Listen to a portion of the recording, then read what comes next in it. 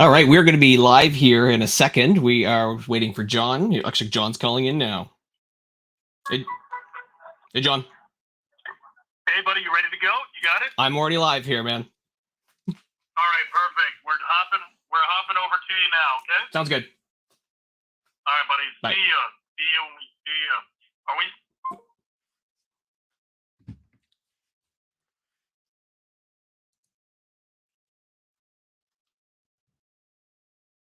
All right, so we're just waiting for John to kind of join the stream here. For those who don't know me, I am Chris Hanna, and I am the all-in solopreneur. I've been building a series of one-person businesses, kind of really betting on myself and truly going all in on really just trying to help business owners gain time back more than anything else. It's one of those things that I think that we need to have time back because it is the most important resource that we have. It is the resource that matters the most.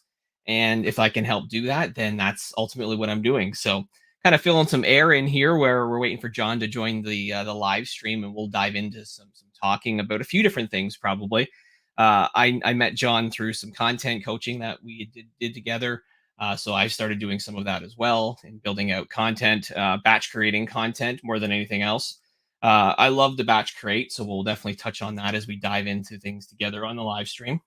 In addition to that, been really focused on trying to make sure that helping people again gain time back. So I do that through some consulting as well, which is really fun. And so obviously we'll have an opportunity to touch on that too with John as we kind of talk and spend the next hour together going through this crazy live stream here. I see John is coming on here in a second, so I'll add him to the stream here momentarily. Just add What him. did you think about the owl call? There he is. There's John getting in here now. I've added him. Getting himself all situated and ready. Travis, this is it. Let's do it. Let's do it. This is going to work on anybody's show. It has nothing to do with ours. You could have people call in from Owl yourself, right? I don't know if they can hear me at this point. Yeah. There we go. It looks like we got some comments starting to kind of flow in here. So welcome to those people who have transitioned over from the other stream. They're both in. Oh, they're both in here. We're on the other stream as well. We're in 2 streams right now. Oh, that's amazing. Why are we even shutting down the other stream?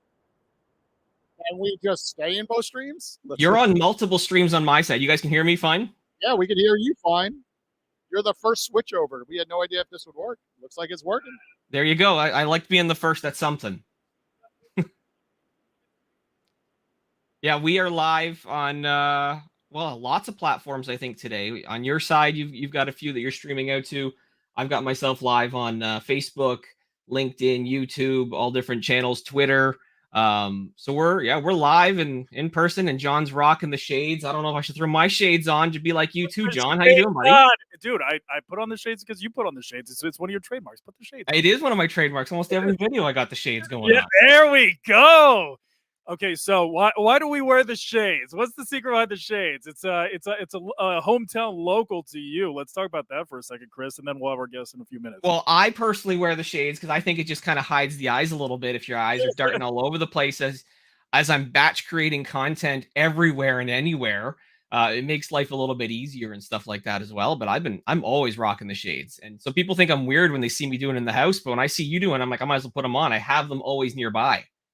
I wear my sunglasses at night. Corey Hart action, yeah. Okay, Chris. Jesus Christ. So I've coached thousands of people, but Chris is a little bit unique, and I want to dive right into it while we have him exclusively. Chris, I've never had a client like you before. I get paralyzed creating one video. Chris has created over 100 videos in a single day? 143 is the record so far, yeah. Jesus Christ. I'm sorry for the language. Chris, how the hell? And these are great quality videos. You can go on his page, go down, and you will see his videos. How the hell did you create over 100 videos in a single day? Well, yeah. So I remember I went and we had a coaching call at 8 a.m. that morning. And say, hey, what's your plan for this afternoon? I said, I think I'm going to shoot 50. And you're like, oh, shit, there's no way you can shoot 50. I said, yeah, I can do 50. And then I did my 50 and I said, I think I can do more. And I kept going and going, hit 100. I'm like, I'm going to keep on going. Stop it. And when I told you the next day, like you were surprised, but I was like, oh, just another day. Because at the end of the day, I think it comes down to just being prepared.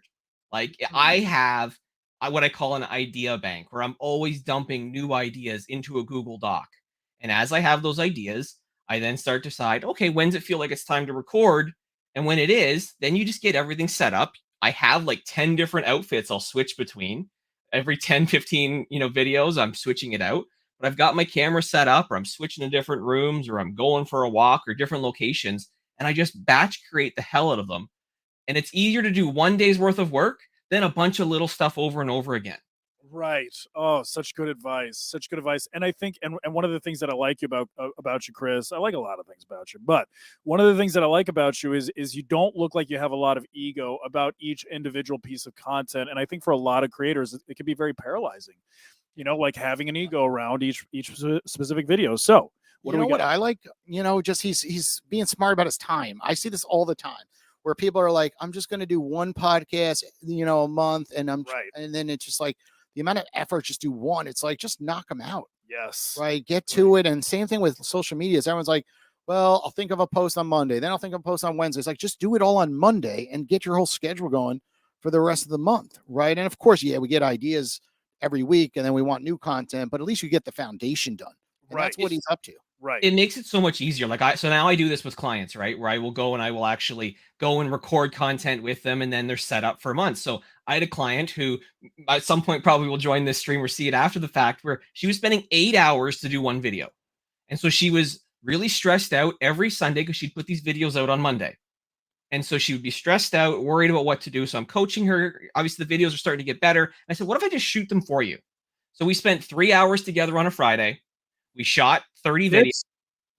And then next, she's set up because 3 days later, I gave her all the edited videos back. Gee whiz. But 3 days later, and I want to talk about this because it's one of my favorite quotes. Money loves speed. Talk to me about that. Like, is that something that you really believe in? It sounds like it, obviously, but speed is one of my core values. Like, if I look at personally some of my businesses that I have, you have to go fast. Like, you can base things on obviously price point and quality. Speed is also that factor because time is the one thing you can never get it back once it's gone. Oh, so true. So true. All right. I'm checking out your live stream. Do we have some comments? Do we have some people coming through? Oh, whoa.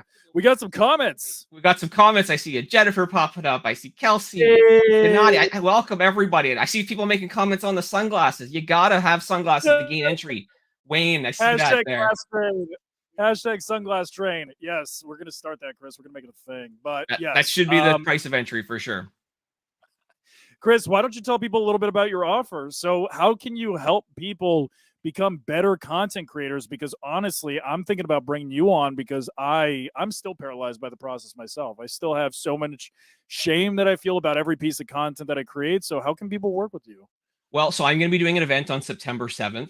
It's going to be an online event. I'm actually going to be able to do. You can get tickets at chrishanna.ca. I'll throw the link on here for people. They can see it, where I'm going to teach them my batch creation method so that they can literally learn how to create content, so they can come up with all the ideas possible. They can actually understand how to set it up, what to do. And it's going to be in 3 hours again, because it's all speed. I'm going to teach you in 3 hours everything that I've basically mastered. This year alone, I've pumped out over 2,500 videos across myself and other clients. Like, John, you're laughing, of course. That's a good amount of videos. And I was like, oh, I think that is so doable, and you can definitely do it. I got a video I can show here at 1.2 of a little trailer of kind of what this event would look like when the time is right.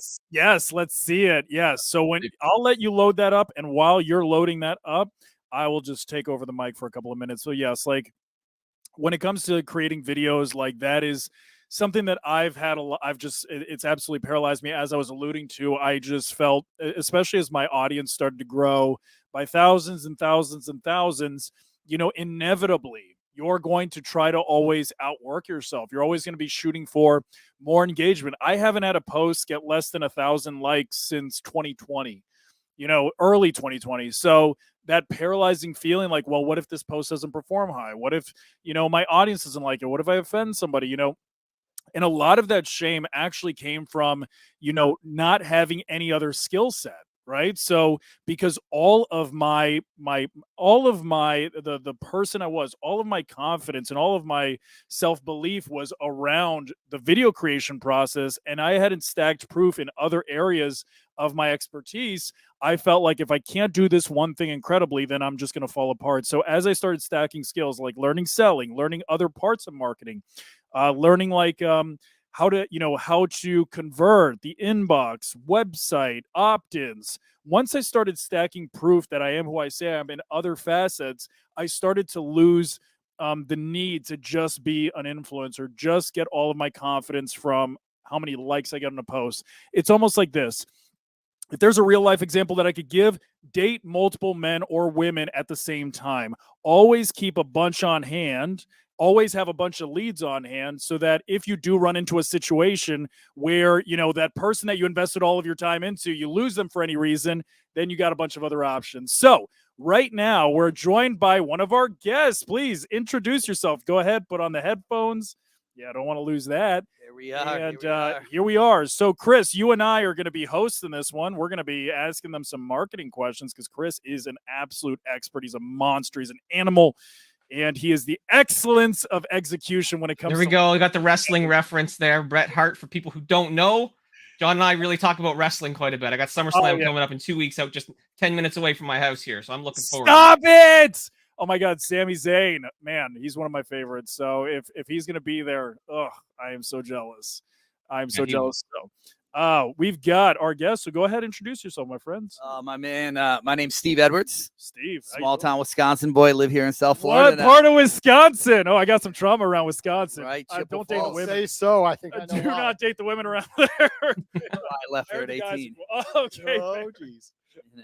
Okay, go ahead though. Hit us with it. Went to the Army after high school, jumped out of airplanes, and ended up down here. Let me take my headphones, my sunglasses off. You're Army. Let me have some respect. Oh, it's all good. You're good. So it was a long time ago. Got out of the Army, came to South Florida for college, with a couple stops in Vegas and Atlanta before then. Vegas. Stories. We stayed Chris, the whole time in Vegas. Chris. Okay, we got to start with the Vegas. Vegas is Chris's vibe. Okay. Yes.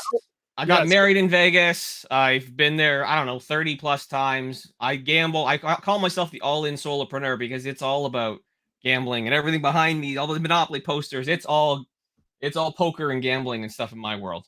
Oh, we're going to be good friends. I like this guy. So keep it going. Sorry to cut you off. No, all good. So, went to Vegas and then I came down here to South Florida for college. And, here I am now, married, 2 kids later, running one business, writing a book. Here, that's it. Wow. Okay. So, yeah, Chris, you got some questions for him? Let's ask him some questions. Let's put him on the hot seat. Let's go. So take us through, some of the lessons that you learned kind of the hard way as you've kind of gone through some of this. Ooh, that's a good one. I'm starting with the hard one right out of the gate. Let's go. So I'll actually give the one that I talked about in my TED talk, right? When I did my TEDx talk, is a big lesson I learned is just don't be scared of shit. Just jump. I was fucking terrified of heights, but I wanted to jump out of airplanes in the Army. So I went to the 82nd Airborne Division. And my first jump, I'm the first guy out the door. So when so many people think about jumping out of airplanes, they think about skydiving. Fucking skydiving, you go up in the air, you jump out and you float. Well, it's actually more dangerous the way the military does it because you got a couple hundred people on an airplane. You're standing with your arm apart in there and you just walk out. And every second somebody's going out, but on the other side of the plane, every second somebody's going out. So it's every half second somebody's coming out of the plane because you're jumping at 800 feet, right? Pretending you're in combat. It's all practicing for combat. But the first jump I did in airborne school, I was the first guy out the door. So the first guy out the door, you stand there and you're looking at the ground and you're fucking 800 feet in the air. And I'm like, this is scared. And I knew the jump master knew I was scared. And he goes, are you scared? I go, fuck yeah, I'm scared, jump master. He goes, look at the ground, tell you you're not scared. I go, I'm not scared of you. He goes, I told you to say you're not scared of it. And I'm like, I'm not scared of you. And the next thing you know, you just see green light and they're like, go. And I stepped out into nothing, right? You're there. You hope your parachute opens and then it opens. You're like, okay. So then you float down. But I kind of taken that into my whole life is like, just go out and take chances, jump into it. Like I started a business 4 years ago and I'd been doing something in the industry for 9 years. And I was like, I'm going to switch my entire business model. I'm going to go out. Everybody told me it was a terrible idea. I shouldn't do the idea. And I did it. I jumped out. I actually went home to my wife and I said, I'm going to spend all of our money, all our savings, all our retirements. I'm cleaning out everything and I'm going to develop a software. And I'm not a software guy. I'm a sales guy. And she's like, you did tell me when we started dating that you take huge chances. And I took a huge chance, and so just don't listen to other people. Take chances. Don't listen to other people.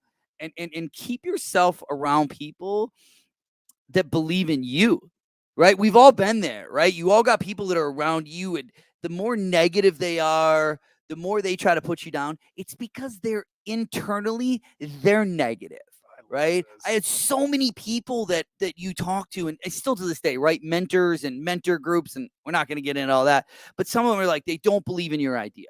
Why? Because they didn't do it. Right. And people that are scared to take that step out there, they're going to poo-poo you because they were scared to do it. So you know what? Get them out. Right. I've cut family members out that I refuse to talk to now because they're too negative in my life. Like my wife and I we're positive. We raise our kids in a positive environment. If you're negative and you lie, I want nothing to do with you. Gone. I don't care. You're my sister. You're crazy. I may love you, but I can't talk to you. So I need to interject for a second because Chris, what the hell, man? Like, what were the chances? So that guy right there that you're looking at in the cat, so he calls himself the all-in entrepreneur. So, okay. Chris, you need to talk about some of your battle stories, my friend. How is this conversation resonating with you right now? Well, it gives me a little bit of PTSD and kind of hearing some things there as well, right? Like, I think that there's so many people who have great business ideas, but then they don't move forward because they've got the wrong people around them to hold them back.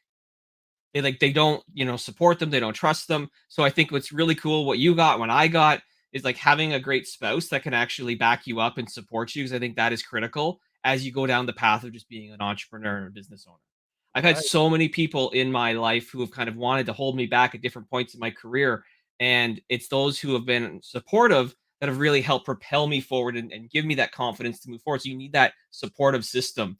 And like, as you talk about, you just kind of, just jump. I see that's resonating with a lot of people in the comments as well, is that it's so critical just to do it. Stop overthinking it because that's just going to cause you to lose time and lose momentum. Right. And it's the people we surround ourselves with. It's all of it. So, Chris, tell them a little bit about your journey, like you being all in. You don't get a name like that without going all in. So where does that kind of come from? And let's find some unity in your struggles, Well, throughout my career, I've been fired twice, had to rebuild myself. I was also a CEO of a really successful company and decided to, you know what? I'm miserable and I'm unhappy. I'm unfulfilled. I'm going to leave and go all in with no safety net, no salary, and I'm just going to build a business, and not just one business, multiple businesses, because I can't just do one thing. And it was scary, and people were thinking this is the stupidest thing you're ever going to possibly do. And I had ups and downs, and there was days I talked to John, and I'm like, what the hell am I doing here? Like, this makes no sense. But you continue to, like, you have to be around the people that support each other. Right. And even John, when he was building his business, having some of those deep, dark conversations as well. Yes. We got so deep. But like, you have to sit there and push past the negative, because on the other side of that fear, that pain, is that next person you're meant to be. It might take time though. And I love the dopamine high of, like, that's the way that I view it. It's almost like a masochistic in a way. I love putting my back against the wall and then having to figure out how I'm going to get myself out of this puzzle that I've created for myself. Because, like, I know that the dopamine hit that my body will receive on the other side of this challenge is going to be so rewarding. And I'm sure you must have felt this, right? The parachute jump. When you got to the bottom, what was that dopamine high like right when you landed? What was that like? Well, first, you got to say, oh my gosh, this hurt when you hit the ground. Really? Right? So they teach you in airborne school. There's this thing called the PLF, right? It's the parachute landing fall. And it's the balls of your feet, your calf, your thigh, your push-up muscle. You roll. And that's what they teach you when you're jumping, right? This is what you're going to do when you hit the ground. You're either hitting left or you're hitting right. That's not really. You either hit feet, knees, face, or feet, ass, back of head, right? You slam into the ground. It's just the way that it is, right? Unless there's like no wind, perfect conditions, but it's never that, right? You're practicing and there's people all around you and you're like, you're screaming, like, get out of my way. Like, but you can't, like, you're just pulling. So you were the when first you guy hit- down though, so you had nobody in your way, right? Kind of Well, worked out for you. No, because what you have is I was the first guy out the door, but when they have these, there's like 5 to 15 planes in a row. So think of your first plane is at 800 feet. Your next one's at 850, 875, 900. So it kind of goes, so there's space. So there's hundreds or thousands of people in the air. Now, it was cool the first time, but I'm like, I don't think I'd ever be the first guy again. Never again. My entire time in the 82nd Airborne Division was I ever the first guy out the door again. And I don't know if I would have stepped. Like I went skydiving one time afterwards, and a guy told me, right, because I was tandem on back, and he's like, "Are you ready to go skydiving?" And they say when you get up there, they're gonna say, "Are you ready to skydive?" And you got to say yes. If you say no, they're not gonna jump with you. I don't remember saying yes, but I remember suddenly floating through the air. Did somebody give you a little push? So this guy was on my back, and honestly, I was the last guy out the plane in that one. And my now business partner was up there with me, and he said he looked at me, and my face was white. Like I just don't like it. I don't ride roller coasters. Like I like water slides, but I don't like roller coasters. I just don't like the heights. I just don't like that feeling. Stomach, like the stomach movement thing. You know, we just got back from a little family vacation. I took the kids up to Wisconsin Dells, and they had one at the resort we were staying. They had one of those things where you're sitting and you're straight up and the bottom just falls out. And my kids are like, "Dad, I want to see you go down it." And I'm like, "Oh man." Like, my wife goes on roller coasters. Drama. In my head, I'm like, my wife goes Hold on the roller purse. coasters. Hold the purse. And they're like, "Dad, we want to see you go." So I waited until they were somewhere else, and I went up there and I did it just to see, just in case I backed out, because I've backed out of hot water slides before. And I went up there and I did it, and then I'm like, "Oh, okay, Gavin, come on, come watch me. I'll do it." And they weren't really that excited once I did it, but they're like, "Okay, Dad did it," right? So I had to show them that I will do that kind of stuff. So, so back to the dopamine thing is, yeah, it was there, but it wasn't that fun. I wasn't like, "Oh my gosh, I want to do this all the time." Right. Now, I will say jumping out of a helicopter, that was cool because What's the difference? So in a plane, you're walking and you just step out. Right. On a helicopter, you're sitting on the side of the helicopter. Like on the bars? Yeah. Well, not on the bar, but above it. Right. So on the edge of the helicopter, and you're just sitting there and you're looking at the jump master and he says, "Go," and you just push yourself up and you just kind of drop. Wow. So that was kind of more of a cool experience. But you know, when you watch those movies back, like those Vietnam movies that are there, and you see those people like the gunners and they're like on the edge of the Hueys and they're flying through it. Right. It felt like that. I kind of felt like, man, I'm in an action movie here. Oh, that was cool. Yeah. So that to me was much more fun than the airplane. I mean, I threw up on one of the planes one time, and like I was like, it was sick. It was like we were doing a map of the earth, and so what a map of the earth is they go like 50 feet above the ground. So think of an airplane, right? You're 50 feet above, right? So your tree lines, your mountains, you're going like this all over. It was crazy. I threw up in there, and I was like, "Oh, this!" So they took me to the back of the plane. I wasn't gonna jump. And then I was like, everybody's going, and I was like, "Get me the F off this plane." And I threw like my strap at them. They hooked me up, and I ran out the plane, literally just ran out. And as soon as I hit the air, I was fine. It was just inside that thing, how they were doing was crazy. But yeah. Wow. I'm kind of curious. Did you experience like a lot of bullying in the military? I know that it sometimes has the stigma, but was there a lot of bullying, or do you? So there's. How do I say that? Because I was probably you were the problematic child. So you get there, and as soon as you get to your like basic training, you got your drill sergeants. They're pricks, but they're doing their job, right? And then when you get to kind of your active duty unit, they do kind of test you, just to kind of see who you are.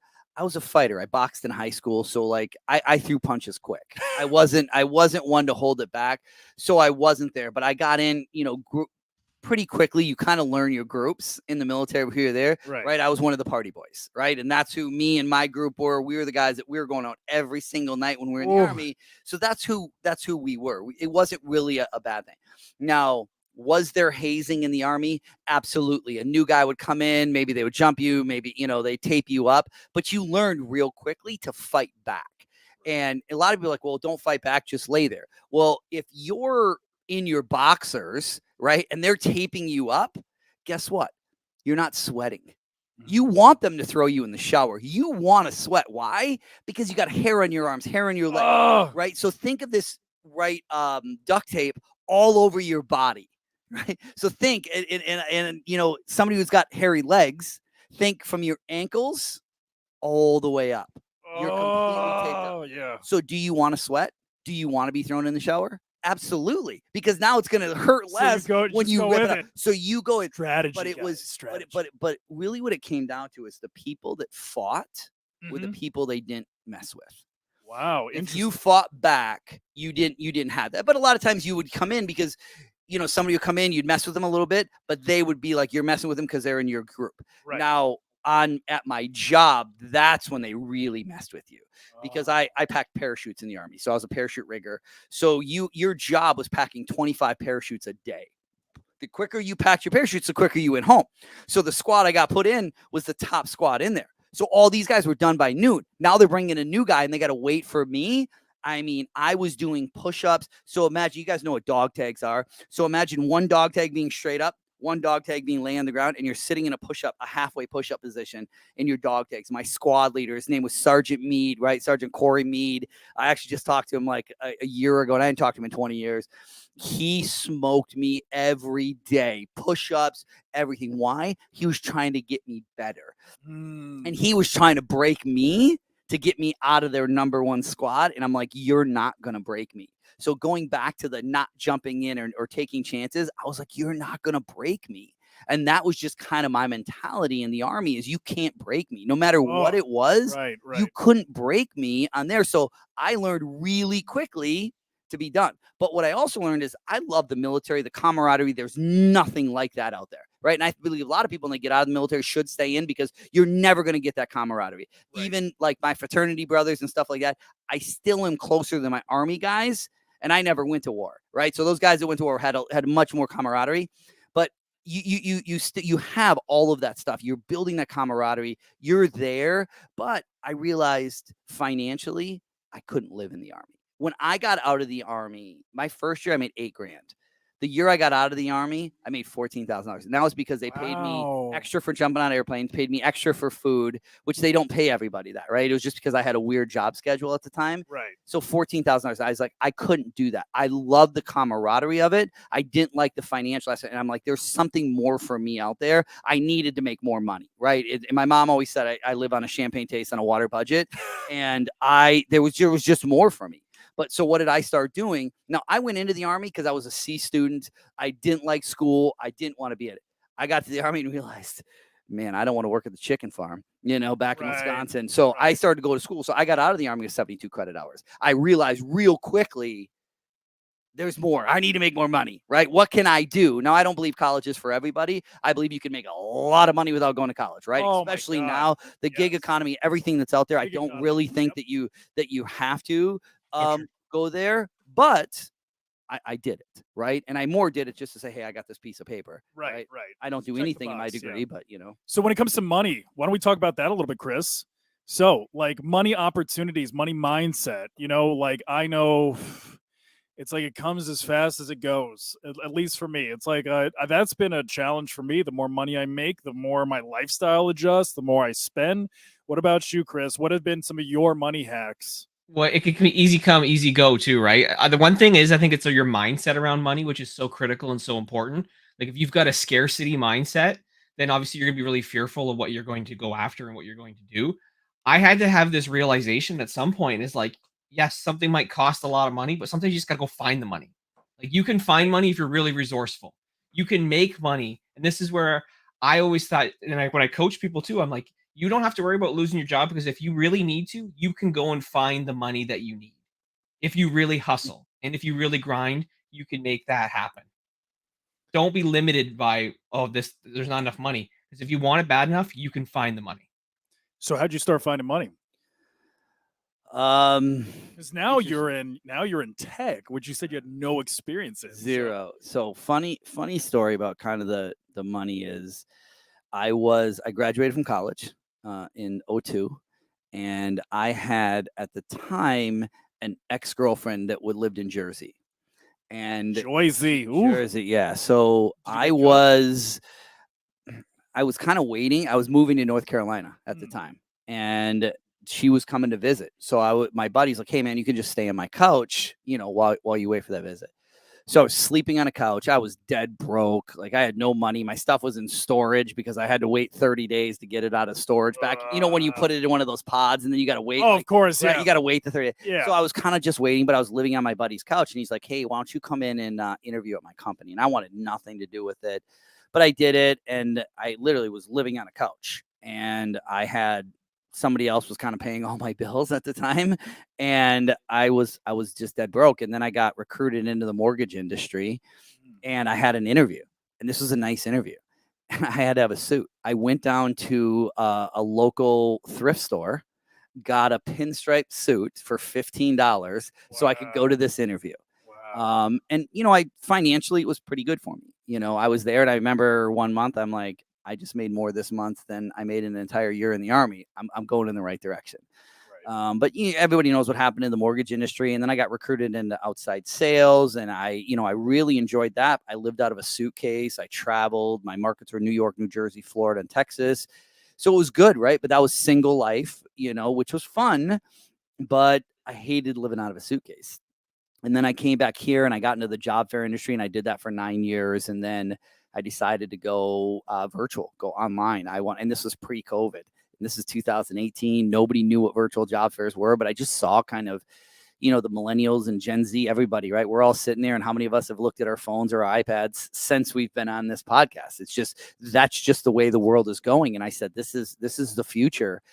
So we started doing some online job fairs, virtual job fairs. And I was like, I'm going 100%. I'm going all in, but I didn't like the software that was out there. And I said, in my cocky, arrogant head, thinking that I knew everything, said I can build a better software. So that's really where Premier Virtual came in, is just me taking a chance, going out and saying, I'm going to do this. We interviewed, firms to build our software for us. And it was me and my business partner. And we said, here's what we wanted. Here's what we want to do. I mean, I was trying to sell a product before I even had a product and tell people, here's what we can do. And as they would say, yes, we like that, I'd have to call the developers and say, change this. And, we went through, and that was one of my biggest lessons that I learned was, not knowing and being a tech guy that's a sales guy, being into tech. My biggest mistake was not getting a good tech guy with me as kind of a, let's call it a second or third hand person in there, because I made a lot of mistakes. I spent a lot of money that I shouldn't have had to. And until I got my current director of IT, we made a lot of mistakes. We spent a lot of money that wasn't there. I mean, we luckily, I don't want to say luckily, but COVID then hit in 2020. So we were able to kind of change some things around and hire some phenomenal people that we had around us. But I made a lot of mistakes just because I didn't know. And if I look back, if I could go back, I'd be like, hey man, Jose, I wish I would have had you, 2 years before, because it probably could have projected me even So farther. I got a question for you. How do you, and this is something, Chris, I want you to add in, because this is like my biggest fear for where I am in my business. It's finding a business partner. It's finding somebody to collaborate with. It can be really scary. And Chris, I want you to go first. It can be really scary to take that jump, because like right now it's like you want to hold all the responsibilities, right? You believe in yourself. You believe in your own abilities. But as soon as you start offloading, responsibilities to somebody else, and you start empowering somebody else, and you say, okay, I'm going to let go of these things and put them in their hands, it can be very scary for anybody, right? Especially when you have a good business that's generating revenue and now you want to hand it off. So Chris, what are some of, what do you look for in an ideal business partner? How do you take that leap and say, okay, I'm going to go all in on this person and we're going to do this together? Well, and I think it's very timely because I'm having some of these conversations as well with, trying to have the dance and the flirting of, of business partners on different ventures. It's that who, not how that matters the most, right? And getting the right people. I think it comes down to core values and making sure that you're completely aligned on like what you're valuing, what the other person is also valuing as well. Because if you don't have aligned core values and what matters most, like we talked about speed earlier on when we started this, like if speed is one of my core values, I need my business partner to also be aligned with me from that core value perspective and to be able to go all in with me on that. Because if we have different core values of what we actually want to be having in terms of our long-term vision, it's never going to work out. But I think what comes down to every single problem in business is related to communication. So if you're not communicating the right way, if you can't actually communicate effectively together, it's not going to be a good partnership. That's what it's truly all about, is that communication and core values for me. So my fear is people will tell you what their core values are, but for people to actually embody the core values that they speak to is a completely different game. You know, I can't tell you how many people, myself included, it's like, yeah, no, I'm trustworthy and I can do this and that, but then I'm perpetually late. Yeah, Right? you got to go deeper though, man. Like, you have to be able to, like, the actions speak more louder than words. Right. And what people say, is it actually backed up? Is there social proof that, someone is actually doing what they say they can do? Do they live that? Because here's the thing: almost everything is online nowadays. You can learn a lot about somebody by just doing a couple quick Google searches and looking them up on social Good media. point. Good point. Yes. 100%. So you can see through the bullshit, really. Yeah, you know, it's funny you said the action speaks louder than words. The other day, I'm in this little entrepreneurship class, and one of the questions was, what holds more weight, action or words? And everybody said actions. But I want you to think about this for one. Ooh, here we You go. ready? You ready? Yeah. Normally, I would agree, right? Because I can go out, I can see everything that you do online. I can do this. But let's just say we're here on this podcast and I drop one word, just one. We can pick a word, right? But if I drop one word because of who I am, right, it ruins everything. How many people ruin careers because of something they say? So right now, I believe with the way that the world is, words are really powerful. And Wow, you have that's to true. watch that. And like you know, even when I post on social media or stuff like that, like I try to keep, my political, my religious beliefs out of everything, right? People know, right, that what my religious beliefs are, but you got to watch how you say and what you say, right? It's not as more on the religious side of it, but like the political side of things.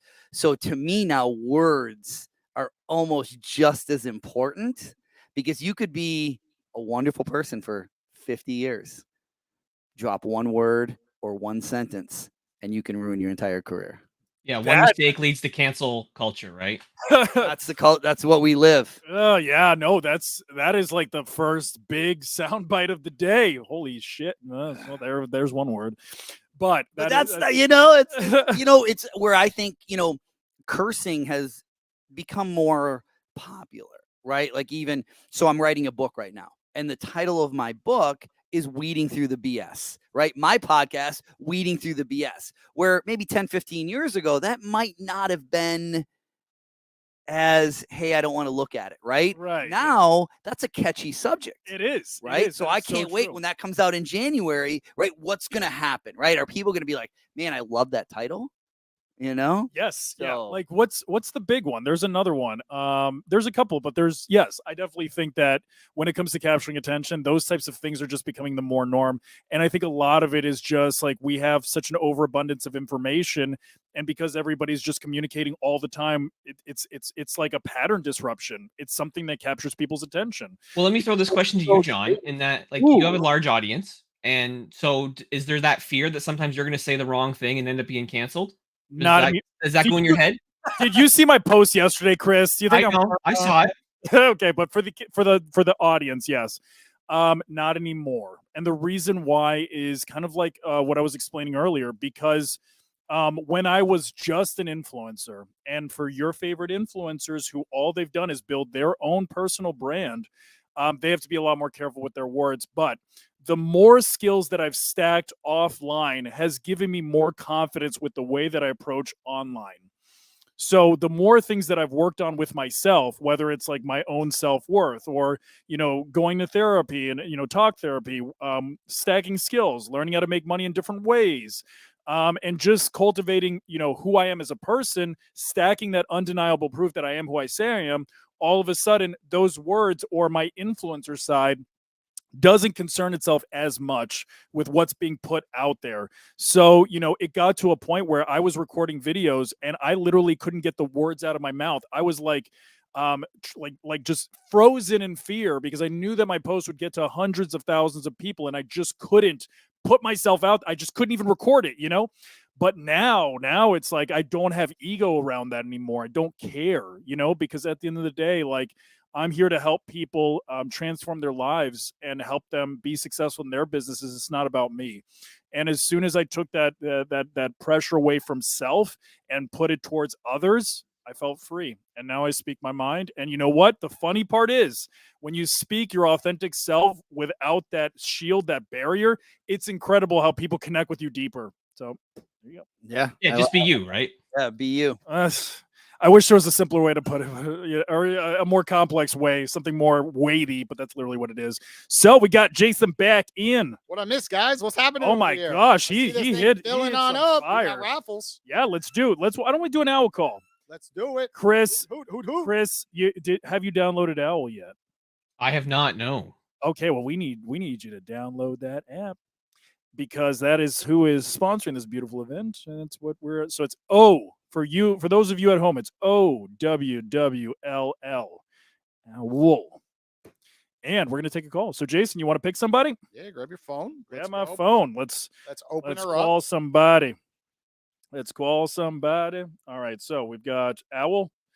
And who should we call? Did I hear you guys earlier talking about how many Celsius you're going to drink today? Yeah, what's 2 so far? We got 2, and I'm thinking 27. Probably about 20. You think so? In 25? 25? 20? Yeah, about 2 an hour. I'm averaging right now. Okay. So I'm a big, I try to go no more than 2 a day. Oh, really? But but I do different ones, right? I'm a Celsius. We switched my house to Celsius for my wife. I drink a different one. Okay.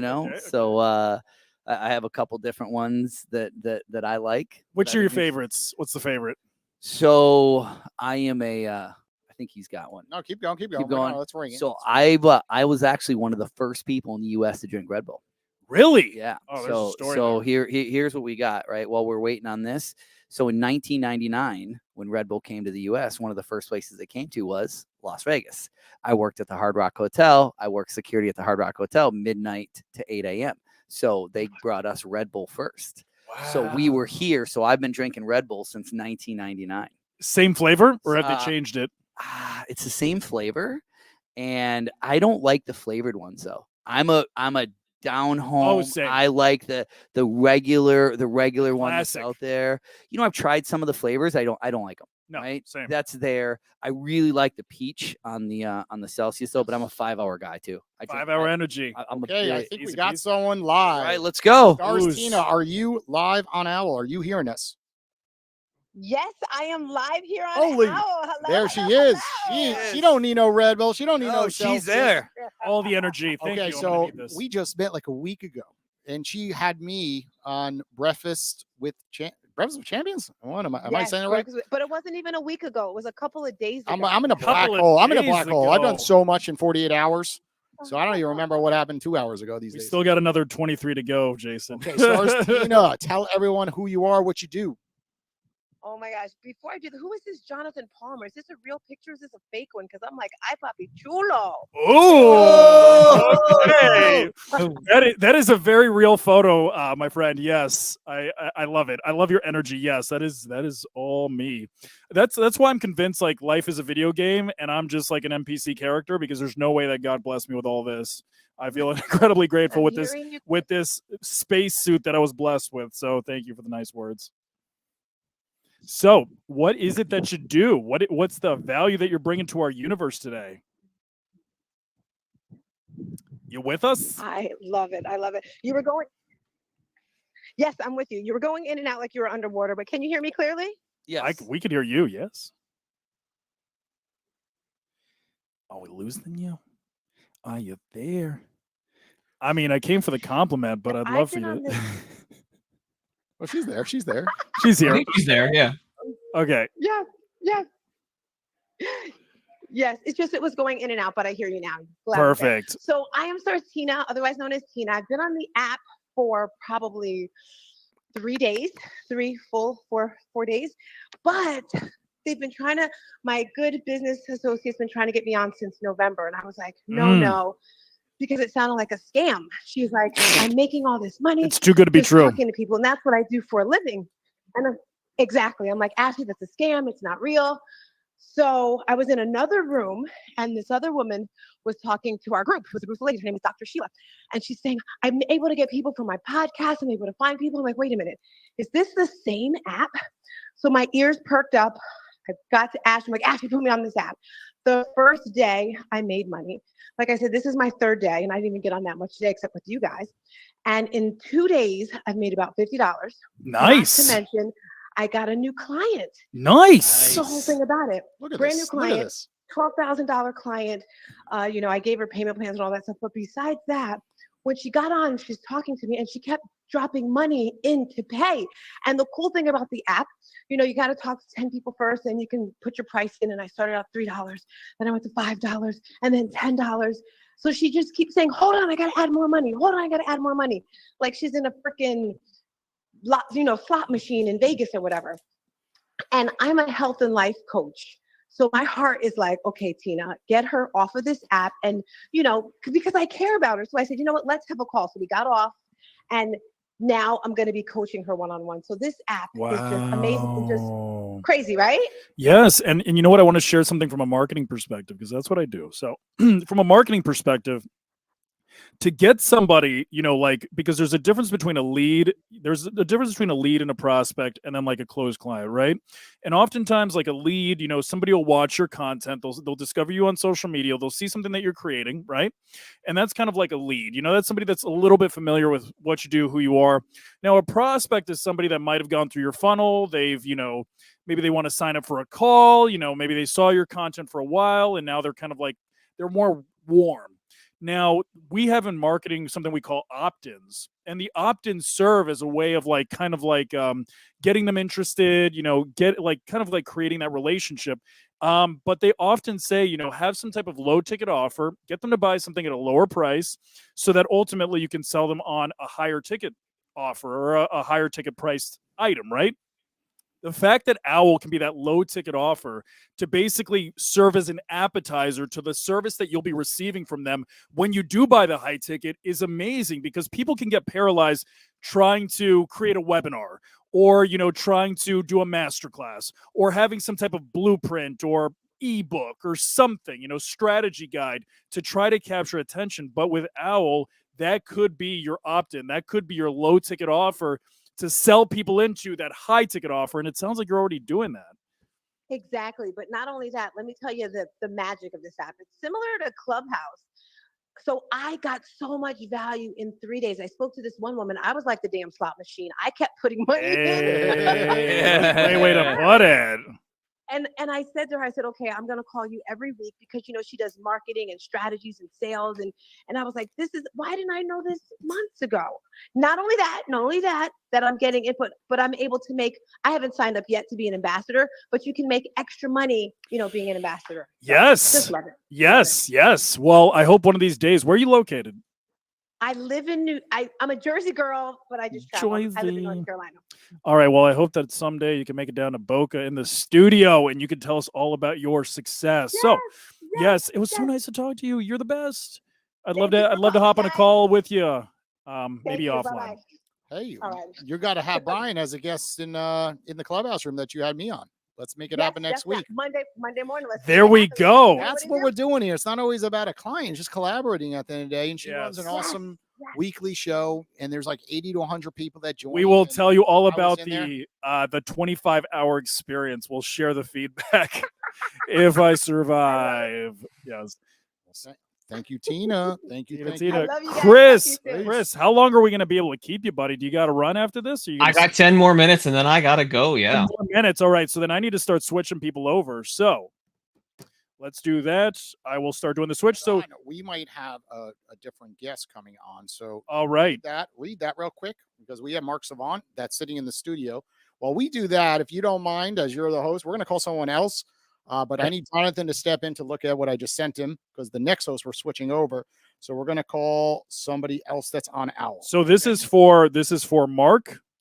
That is Brian Schulman. He's going to be doing the live stream, and they just want to know if they are able to do it. How should they proceed? We have a guest live streamer coming in. Yes, live stream. How about that? We didn't think that was going to happen, right? There we go. All right. Remember, everyone, this is all live and everything's fluid as it goes. Okay, I'm gonna call Samara, and I'm gonna control the show for a second. So are you going to be doing the live stream? Actually, Brian, he has no more money in his account. I have to call somebody under $5. This is kind of funny. Okay. There we go. We're going to call Cassandra. Sandra. Okay, it's ringing. So it's funny. I forgot. We called someone for $60 and we drained his funds. He's got $5 left. He's going to have to start telling people to call him. Oh, there you go. Add more money to his account. Anyone over $5 can't be called. Well, Jonathan, while you're calling, do you want to explain a little bit more about the Owl app, just for those who don't know, who are kind of in the stream here as well? Oh yeah, absolutely. So Owl's the first platform that you could instantly connect with professionals, influencers, pro athletes, celebrities, one-on-one through a private audio call.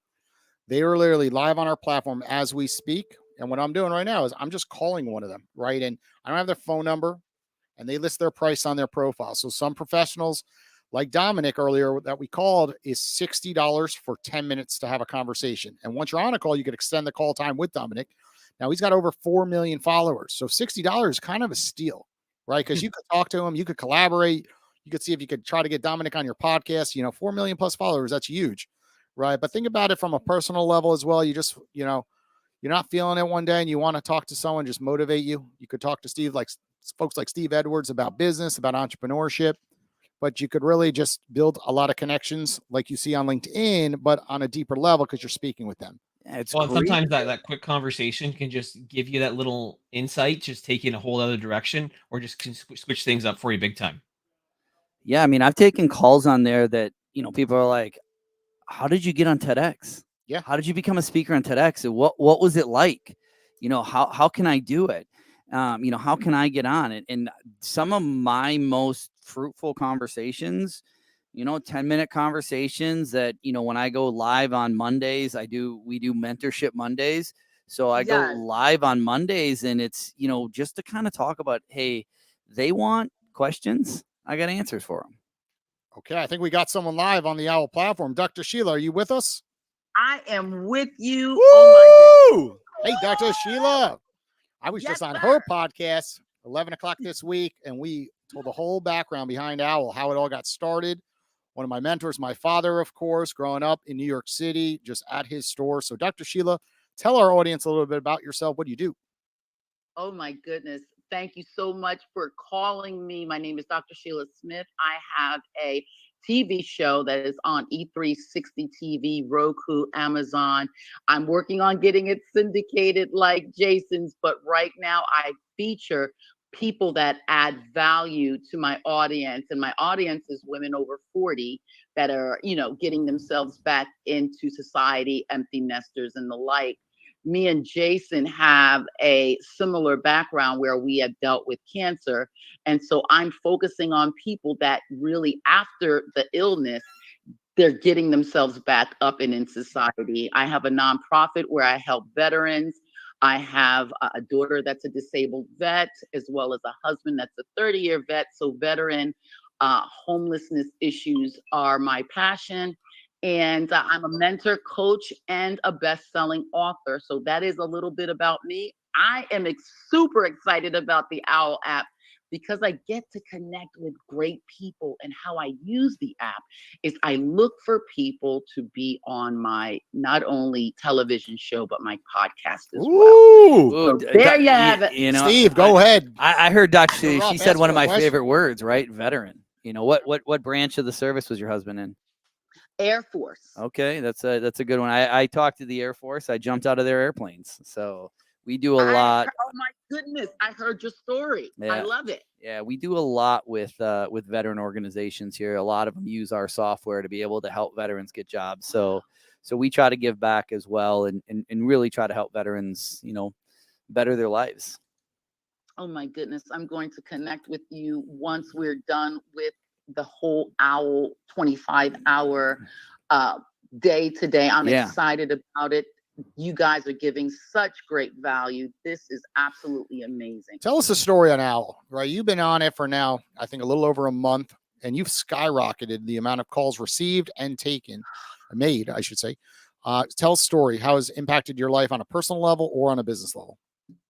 On a business level, this is really helping me to connect with fantastic people that are such high value people that are adding such confidence and such wisdom for my audience.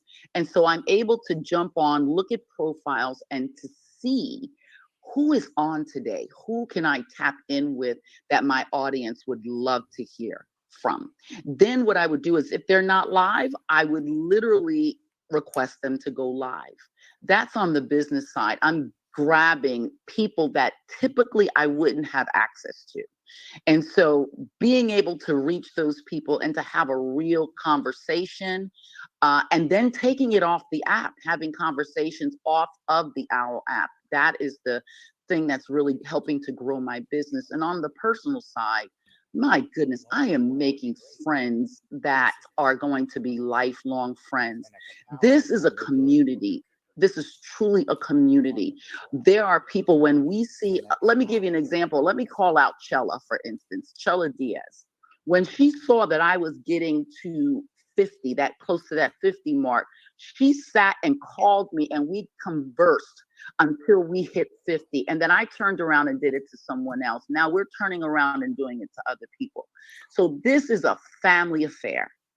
I don't know for the people in the back that are old enough to remember that song, It's a Family Affair. The OWL app is truly a family affair. Hoot, hoot, hoot, hoot. Look at that. Well, guess what, Dr. Sheila? You just got in the raffle. 11 o'clock to 12 o'clock tomorrow, after we go 24 hours straight on the 25th hour. Yes. This gold cylinder, if you're watching on LinkedIn, will be spun. Me and Jonathan will pull different people out of there. And Chella, we're going to put another entry for you. Every time someone's name is mentioned through these OWL calls, we put your name in this last Chella. You're the first one with 2 in the raffle bin over here. And every guest coming in, like Steve Edwards, what are you offering?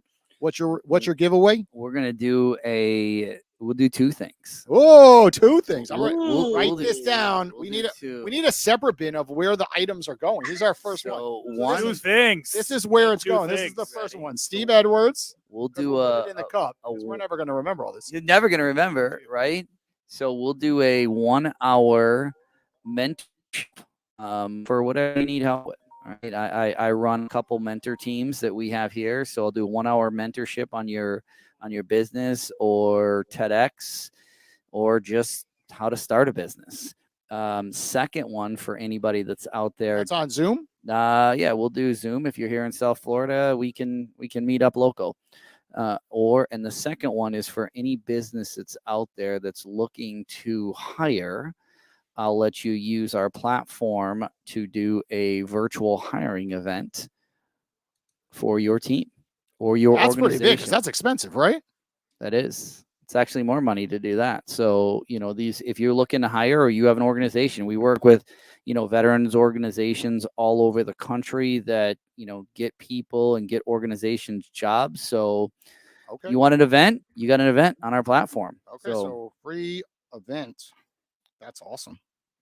That's a good one. That's like 10K worth of value. To get your software, it's a lot of money, but you're doing it on the here. house. We're here. It's We in the cup. It's we in the cup. appreciate everything that Chris, that's Jason pretty does cool, right? here. That is pretty good. I think we lost our OWL guest, by the way, because Jonathan picked up a phone call and probably cut the OWL call. So that person, unfortunately, is no longer with us, Dr. Sheila. No worries. But man, it's always great to be here, Jason, in the studio. Love what you guys are doing. The OWL app. It's so many different things. I mean, you heard just when I was on here, the one lady's like, I call and talk to people, but then I get people calling me and I'm getting business. I mean, think of it as a informational tool, but you also have the sales aspect of it. If I send somebody an email on LinkedIn, they may not get back to me because I get bombarded every day on LinkedIn, right? And I got a little secret on LinkedIn of how I know if somebody's spamming me on email, if it's an automated email or not. And so I know I get bombarded with these daily. But people, they don't want to talk, right? Because of that. But on the OWL app, if I call somebody and they want to talk to me, they have to, I know. because they're getting paid for it. I feel like we just got it's like we sound different. Boom. I wonder if they're switching things maybe over or something. Something's going on. We got very loud also. I feel like I'm out in The outer space. Terminator, Yeah, too. out in outer space here talking. So Well, Jonathan's still on this OWL call, so something probably happened over there. Yeah. Okay. Well, you guys keep it going. I'm going to go see what's going on with Jonathan as we switch over. Okay. We're going to Brian Schulman and Nancy. They run one of the biggest LinkedIn live feeds every Saturday. I've been on their show. So Nancy Barrows, sorry. And she just sent us a link. So you guys chat a little bit. All right. Sounds good. We're going to try to float this to the next. Float it to the feed. next We're one. going to put in the comments, of course, the LinkedIn account. Okay. So Chris, you told me Vegas. Yes. You're a big fan of Vegas. What's your favorite casino out there? So I used to love the Mirage, obviously, and it's now kind of switched to it's no longer part of the MGM properties, but that or the MGM Grand. Just hop on the monorail and go up and down the strip and hit up the different casinos for all the poker games. I just love it there. I think that's the goal, is to eventually one day just move down there. Because I'm up here in Canada. So okay. So living there is an interesting aspect. So I went there at 22 years old. I worked at first, which is still my favorite gambling casino, was Binion's Horseshoe, because that's where the true gamblers go. You know, that was back in the day. Now it's changed a lot. Downtown Vegas is changed from when I was there. But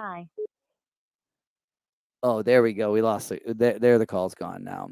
So it Vegas has changed so much since I lived there, but I really liked Binion's. I liked the single deck on the blackjack, and it was fun. But living there is a very interesting aspect. It's fun to visit, but living there wasn't so much fun.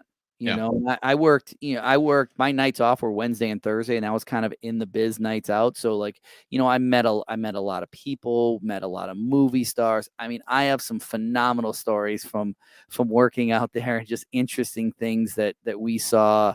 And I remember, and this was back in my, again, 22 years old. I was a little more cocky back then, but I remember this is when Rodman was out there. And he was dating Carmen Electra. And I was not a big TV watcher. I didn't really watch a lot of TV. I kind of, and I still think, right, TV is kind of bubblegum for the mind. But sometimes you just need some dumb shows to watch. But I didn't know who Carmen Electra was. And I had heard of her, and I had heard of, she's attractive and she's this and she's that. But I had no clue. I couldn't have picked her out of her room. And when Rodman was out there at the Hard Rock and he's partying, and there's some girl that's all over him and he's all over this girl, and I'm like, she's not attractive. Like, and I know, right, he's dating Carmen Electra, but I'm looking at this girl saying she's not that attractive. And all of a sudden his bouncer comes up to me. He's like, hey, Carmen wants you to walk her up to the room. And I'm like, nah, I'm too busy. Because I was like, yeah, she wasn't that attractive. And then the guy turns around to Carmen Electra and goes, yeah, this guy's too busy. We're gonna get somebody else. And then I saw who Carmen Electra really was, and I was like, no, I'll watch. You'll do it. I'll do it. She's like, no, if you're busy. She was super nice. Her and her friend were like super nice to me. And so I ended up just walking him over to the elevator to where the security took him from the rest of the way. But it was just so interesting to think, right? The people you meet, and some of them are so humble and some of them are not. But it was a very interesting, I mean, I could tell stories for days about stuff that I saw there. But it's, if you're thinking about moving there, you're moving there for gambling, that's great, How's our sound quality, by the way? Is it? It's gotten better. It got back to normal. Yeah. Because the owl call and Jonathan's call was still on the owl call, and then he walked out, grabbed some food. This man's going 25 hours straight, folks. Okay, here's the deal. All right. We are doing the switcheroo like we did last. All right. We're going over to Brian Schulman, Nancy Burrow, and they are going over to their feed. We're going to post it in the comments right now. Chris, thank you very much for hosting. Awesome meeting you. Thank you. Nice meeting you. You better download Hey, Owl. John. We got to get people to call you, of course. All your followers, get in there, try to become an expert. So that way you could take calls. When you download the app, you can only make calls and no one could find you. But you'll find out, right when you download it. I'm going to switch over to our next guest, Mark Savant, of course, in a moment. Thank you, Steve Edwards. Everyone, reach out to Steve. You could win his raffle that he just provided us. Thank you, Steve. So did we send in Chris Anna's comments the link? Yes, we are. Yes, we are going to do that right now.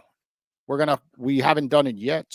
Okay, so let's do that. I don't even have a device. How do we do that?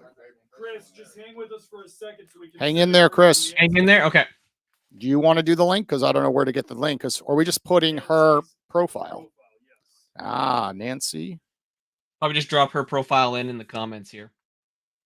That would be super. Oh, look, she got an alphabet next to her name. CCC SLP. Okay, I'm getting her profile. Get that profile. Share. Top 50 most impactful people of LinkedIn. I don't know what that means, Ooh. but sure. Okay. You're gonna take the match seat right there. Let's go ahead and All right. Okay, so you can go ahead, but I'm gonna need to squeeze through. next hour. Everybody's hopping and popping. Okay. Let me tell Nancy we're going. Okay, let's go. Let's do it. Chris, you still with us, buddy? I'm still with you. Yep. All right, because we don't want to lose the stream for a damn second. Nope, absolutely. You let me know when I'm good. All right, buddy. HD Pro, audio, mixcast. And we are jumping and bumping. There we are. So, Chris, this is goodbye, buddy. Thank you. Bye, Chris. Can you? See you later, bud. Bye, Chris. Hello, Nancy. Hold on one second.